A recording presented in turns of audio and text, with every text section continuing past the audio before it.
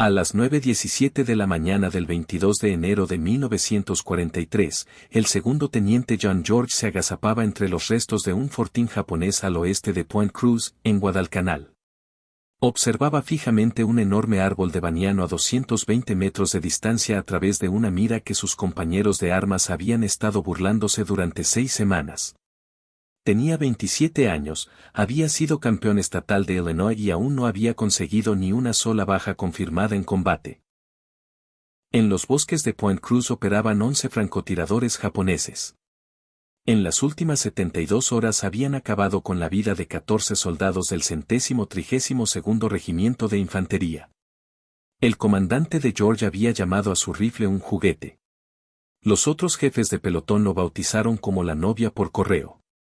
Cuando desembaló su Winchester modelo 70 con mira Laman Alaskan y montura Griffin Andhow en Camp Forest, Tennessee, el armero le preguntó si aquello era para cazar ciervos o alemanes.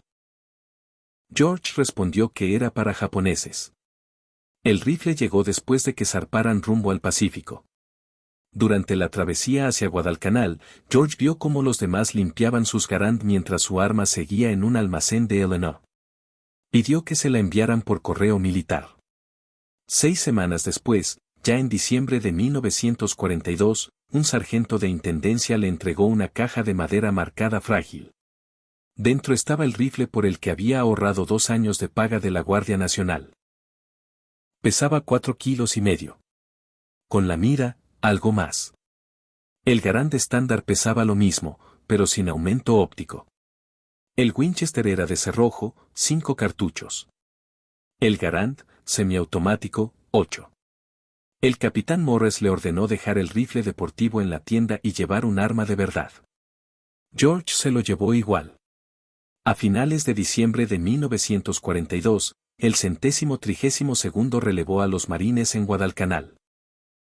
Los marines habían tomado el aeródromo Henderson, pero no habían limpiado los bosques costeros al oeste del río Matanicao ni conquistado el monte Austen, una mole de 460 metros que los japoneses llamaban Hifu y que defendían 500 hombres en 47 fortines. El batallón de George atacó el 17 de diciembre. Lucharon 16 días seguidos, perdieron 34 muertos y 279 heridos antes de tomar la ladera oeste el 2 de enero. Hasta entonces, George no había disparado ni una sola vez su Winchester en combate. Los bosques de Point Cruz eran diferentes, sin fortines, sin posiciones fijas, solo soldados japoneses que se habían retirado hacia el oeste desde Henderson y se habían encaramado a los enormes árboles. Algunos eran francotiradores con Arisaka tipo 98 telescópicos. Conocían la selva como la palma de su mano y sabían esperar. El 19 de enero, uno abatió al cabo Dedes mientras llenaba cantimploras en un arroyo. El 20, otro acabó con 2 hombres de la compañía L en una patrulla. El 21, cayeron 3 más. Uno recibió el impacto en el cuello desde un árbol que la patrulla había pasado 2 veces sin verlo. Esa noche, el comandante del batallón llamó a George. Los francotiradores japoneses estaban matando soldados más rápido que la malaria. Necesitaba a alguien que supiera disparar de verdad. Quería saber si aquel rifle por correo servía para algo. George le explicó sus títulos. Campeón de Illinois a 1000 yardas en 1939, el más joven de la historia del estado. Agrupaciones de 15 centímetros a 600 yardas con punto de mira metálico y 5 disparos dentro de 10 centímetros a 300 yardas con la Laman Alaskan. El comandante le dio hasta el amanecer para demostrarlo.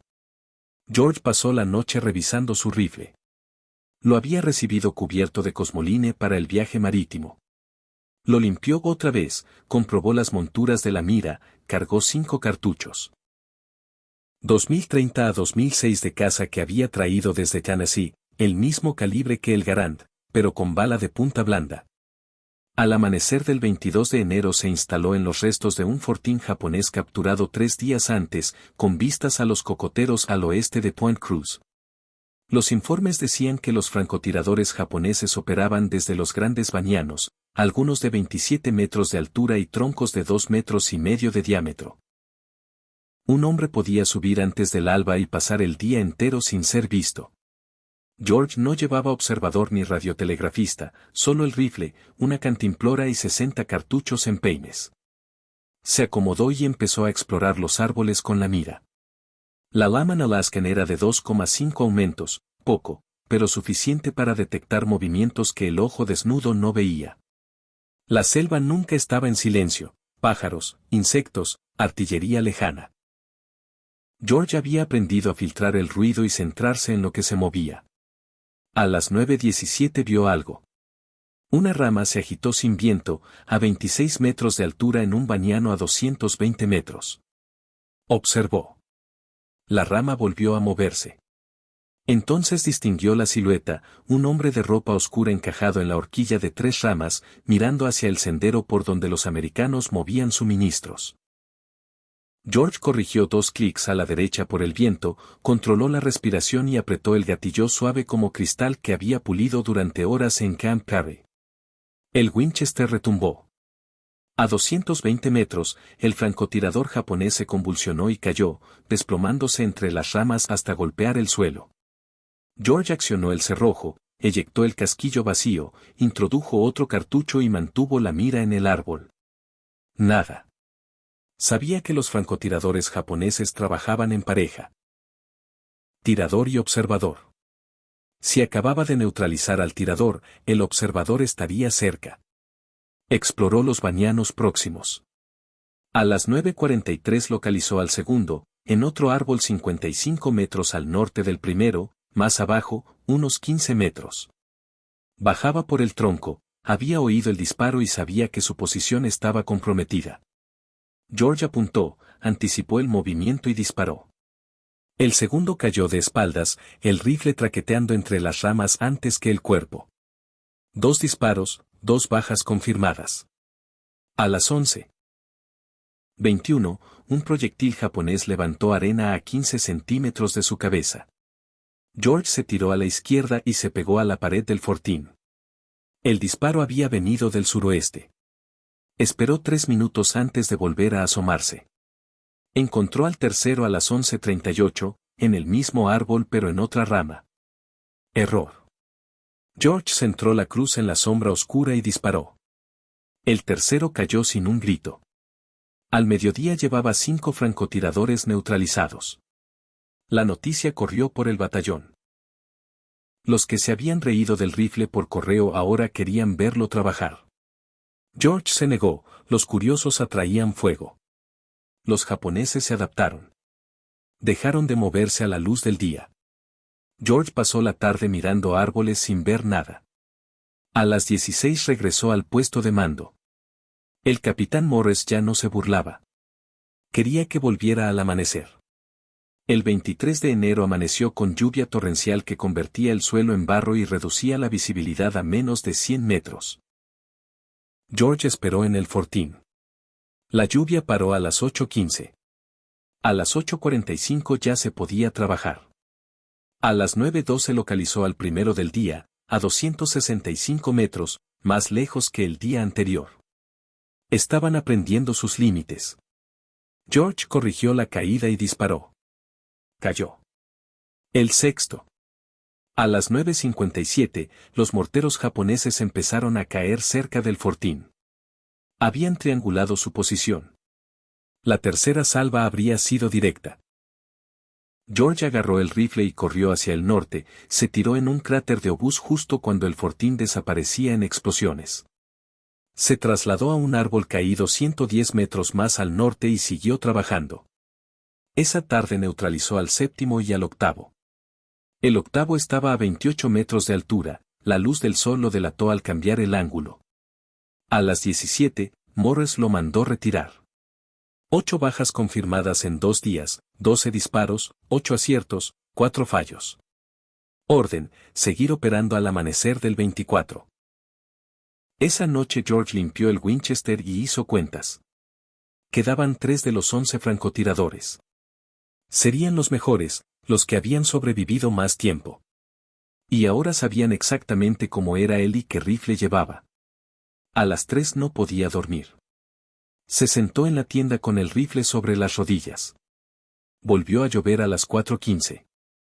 Aprovechó para cambiar de posición, un nido de ametralladora abandonado por los marines, 70 metros al sur de sus puestos anteriores.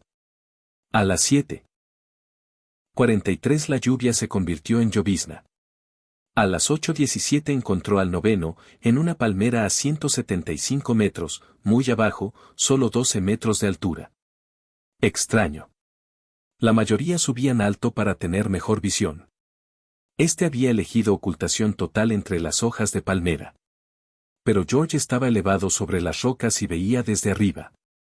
Apuntó, y se detuvo. Demasiado fácil. Después de 3 días y 8 bajas, los que quedaban no cometerían errores de principiante. Aquel tenía que ser un señuelo. Bajó el rifle y exploró los alrededores. 11 minutos después, a las 8:28, encontró al auténtico, en un baniano a 80 metros noroeste de la palmera, a 28 metros de altura, perfectamente camuflado, mirando hacia su posición anterior del árbol caído. Si George hubiera disparado al señuelo, el verdadero lo habría localizado al instante. Disparó al señuelo. Este cayó. Giró inmediatamente el rifle hacia el baniano. El verdadero se movió al oír el disparo. George disparó antes de que terminara de girarse. 2 disparos, 2 bajas. Pero había revelado su nueva posición. Corrió y se tiró en una zanja a 40 metros. 6 segundos después, una ametralladora japonesa barrió las rocas donde había estado. Se trasladó otra vez, esta vez a un cráter lleno de agua a 100 metros al este, metido hasta el pecho. 10 confirmadas, quedaba una. El 11º sería el más duro. Había visto morir a 10 compañeros en 3 días. Conocía las tácticas de George, su rifle, su zona aproximada. Y en algún lugar de aquellos árboles, observaba. A las 9:47 George comprendió su error, el último no estaba en los árboles. Estaba en el suelo, avanzando hacia él. Lo vio por el rabillo del ojo, a 55 metros al sur, reptando entre la maleza. Usaba helechos, lianas y troncos caídos como cobertura. Se dirigía al nido de ametralladora donde George había estado minutos antes. George se quedó inmóvil en el agua. El 11º se detuvo a 35 metros del nido y observó. George esperó. La paciencia es la primera virtud del francotirador. A las 9:58 reanudó el avance. A 32 metros, 27, 23. Venía por el lado sur, el camino que George había usado al huir de la ametralladora. El japonés sabía que George se había movido al este y lo buscaba por la ruta más lógica. A las 10:03 llegó al nido, se instaló mirando hacia la zanja donde creía que estaría George. Y le dio la espalda al cráter donde realmente estaba, a solo 35 metros. Tiro fácil. Pero George dudó. Aquel hombre había sobrevivido donde otros 10 habían muerto por errores. Nadie con tanta experiencia se expondría así. Tenía que ser otro señuelo. Amplió la búsqueda. A las 10:06 encontró al auténtico, 70 metros al noroeste, detrás de un tronco caído, rifle apuntando hacia la zanja, inmóvil. 2 hombres trabajando juntos, los 2 últimos. George se hundió más en el agua hasta que solo le sobresalían los ojos y la parte superior de la cabeza, manteniendo el cañón del Winchester en vertical. Esperó. A las 10:13 el del nido se levantó. No había visto nada en la zanja. Creyó que George había seguido hacia el este. Hizo una señal a su compañero. Ambos empezaron a avanzar en paralelo, 70 metros entre sí, barriendo el terreno. Pasaron por delante del cráter. George salió del agua lentamente, empapado, apuntó al más cercano, el del nido, a 38 metros y disparó. Accionó el cerrojo, giró hacia el segundo, que ya levantaba el rifle. George disparó antes. Los 2 cayeron. 11 francotiradores japoneses neutralizados en 3 días con 11 disparos certeros. Pero al salir del cráter oyó voces. Voces japonesas, varias, acercándose desde los árboles. Había eliminado a los francotiradores, pero no iban solos. Se tiró de nuevo al agua, rifle en vertical. Al menos 6 soldados de infantería, quizás más, se acercaban a los cuerpos. Se detuvieron junto al primero, hablaron, pasaron al segundo. A las 10:28 empezaron a avanzar hacia el cráter. Habían encontrado las huellas de George en el barro. 5 cartuchos en el Winchester, 6 o más soldados enemigos. Malas probabilidades. A las 10:31 un soldado japonés apareció en el borde del cráter y miró directamente a George. Sus miradas se cruzaron. George disparó desde el agua. El soldado cayó hacia atrás. George accionó el cerrojo bajo el agua, salió a la superficie, vio a otros 2 en el borde y disparó 2 veces más. Los 2 cayeron. Quedaban 2 cartuchos. Se oyó gritar. Más soldados corriendo. George salió por el lado norte del cráter, corrió 20 metros y se tiró detrás de un tronco caído. El fuego de fusilería japonesa barrió la zona. Disparaban a donde veían movimiento o habían oído disparos. George apuntó a través de la mira, vio a 2 avanzando hacia el cráter a 45 metros. Disparó al primero. Quedaba 1. El segundo se tiró al suelo. Se oían voces a su espalda, lo estaban flanqueando. No podía ganar un tiroteo con un rifle de cerrojo contra varios fusiles semiautomáticos. Decidió romper contacto y retroceder hacia las líneas americanas. Corrió hacia el norte, enredaderas le atrapaban los tobillos, ramas le azotaban la cara, las balas silbaban y levantaban tierra. Corrió 90 segundos y se tiró en otro cráter, esta vez seco. Los japoneses no lo persiguieron, se reagrupaban junto a sus muertos. A las 10:47 empezó a moverse despacio, agachado, hacia el noreste. A las 11:13 llegó al perímetro americano. Un centinela lo identificó y lo dejó pasar. En el puesto de mando informó al capitán Morris, 11 francotiradores neutralizados en 4 días con 12 disparos, 11 aciertos, más 3 soldados de infantería en el último enfrentamiento. Solo le quedaban 2 cartuchos. Morris le ordenó limpiar el rifle y descansar. El batallón se movería al este, Point Cruz ya no era prioridad. Los japoneses estaban evacuando Guadalcanal. Esa tarde llegó orden de la división, el coronel del regimiento quería verlo. George pensó que sería por haber actuado sin apoyo. En vez de eso, el coronel Ferry le preguntó si podía entrenar a otros hombres para hacer lo que él había hecho. George dijo que sí, pero necesitaría rifles con mira y soldados que ya supieran disparar bien. La división tenía 14 Springfield con mira Unerl abandonados por los marines y 40 tiradores electos en el regimiento. George aceptó con una condición, quería quedarse con su Winchester. Aprobado. El entrenamiento empezó el 27 de enero en un campo improvisado a 3 kilómetros de Henderson Field. Los 40 hombres eran excelentes tiradores con punto de mira metálico, pero ninguno había trabajado nunca como francotirador en combate. George les enseñó lo básico, control de respiración, presión del gatillo, lectura del viento, uso de apoyos improvisados. Los Springfield con Unerl pesaban 5 kilos, más estables pero agotadores de sostener mucho tiempo. En 3 días de prácticas, 32 de los 40 eran capaces de acertar sistemáticamente a siluetas humanas a 300 metros en condiciones reales de selva. George los organizó en 16 equipos de 2, tirador y observador.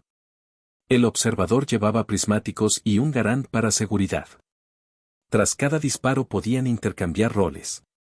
El 1 de febrero salieron 4 equipos al campo al oeste del Matanikau para limpiar rezagados japoneses. George hizo pareja con el cabo Hayes. A las 7:20 neutralizaron al primero en un sendero. En 6 horas, su equipo abatió a 7 soldados más. Los otros equipos sumaron 23 bajas ese día. 0 bajas propias. Durante la primera semana de febrero, la sección de francotiradores acumuló 74 bajas confirmadas. Los japoneses aceleraron la evacuación nocturna desde Cabo Esperanza. Los francotiradores de George cubrían las rutas de retirada. El 7 de febrero, cerca del río Tanambogo, un soldado japonés alcanzó a George en el hombro izquierdo. Hayes lo arrastró a cubierto y llamó al sanitario. Herida limpia, sin tocar hueso ni arterias. Evacuado al hospital de campaña.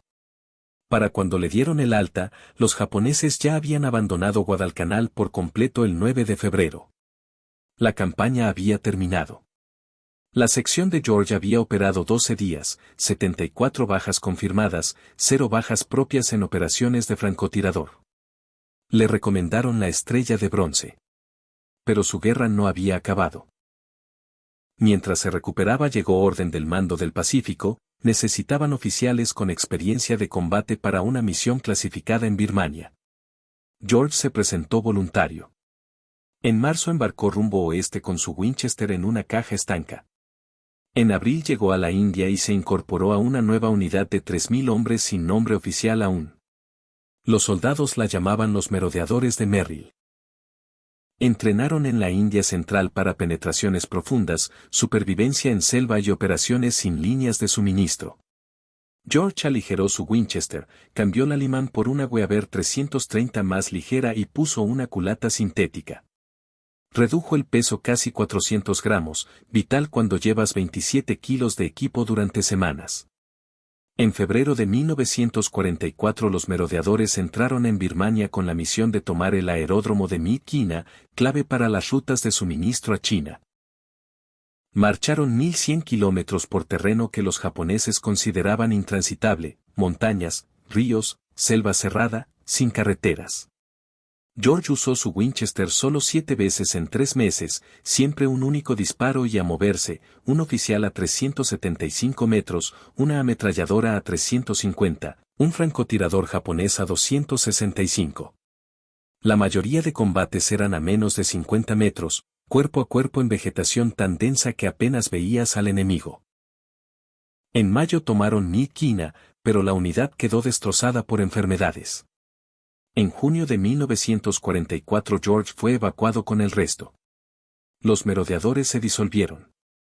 Lo destinaron a Fort Benning como instructor de tiro y tácticas de pequeñas unidades. Enseñó todo lo aprendido en Guadalcanal y Birmania. Su Winchester quedó guardado en un baúl. En enero de 1947 dejó el ejército con el rango de teniente coronel, 2 estrellas de bronce y un corazón púrpura.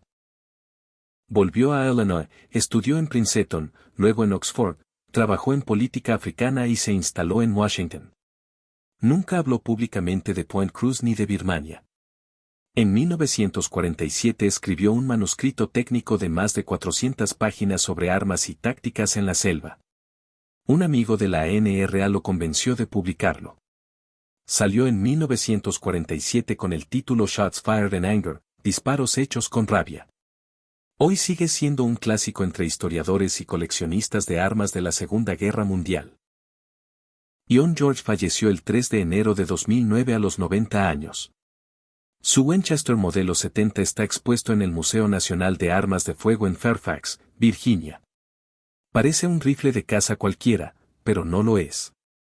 Es el rifle que demostró que un campeón estatal con una mira comprada por correo podía superar a francotiradores militares profesionales entrenados para la selva. El rifle que limpió los bosques de Point Cruz en 4 días cuando todo un batallón no pudo en 2 semanas.